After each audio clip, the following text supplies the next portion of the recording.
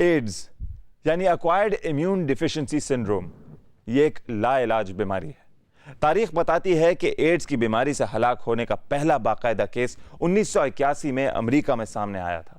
اس واقعے سے پہلے 1959 میں کانگو سے تعلق رکھنے والا ایک شخص HIV یعنی ہیومن امیونو ڈیفیشنسی وائرس سے اپنی جان سے ہاتھ دھو بیٹھا تھا۔ یہ وہ وائرس ہے جو انسان کے امیون سسٹم پر اثر انداز ہوتا ہے اور اس کو آہستہ آہستہ خراب کرتا ہے۔ امیون سسٹم انسان کے اندر وہ مدافعاتی قوت کا نظام ہے جو اس کو بیکٹیریا اور وائرس سے بچاتا ہے۔ یہ ایک طرح سے ڈیفینسو آرمر یعنی انسان کے لیے ذرائع بختر کا کام انجام دیتا ہے۔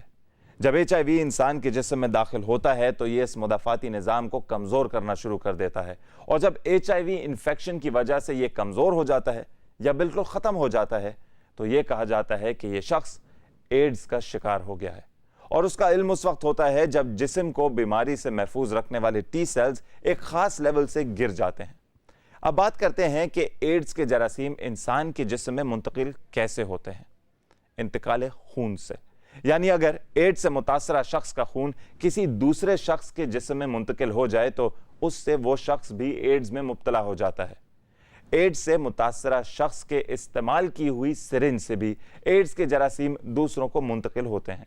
اس کے علاوہ ماں کا دودھ، یعنی اگر ماں کے جسم میں ایڈز کے جراثیم موجود ہیں تو دودھ کے ذریعے بچے کو بھی یہ مرض منتقل ہو جاتا ہے۔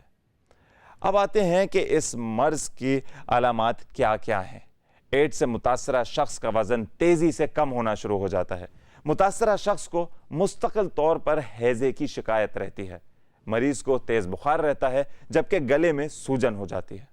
اس بیماری کا کوئی کامیاب علاج تو اب تک دریافت نہیں ہو سکا ہے، البتہ HIV اینٹی وائرل ٹریٹمنٹس کے ذریعے مریضوں کی زندگی کو طول دینے کی کوشش ضرور کی جاتی ہے۔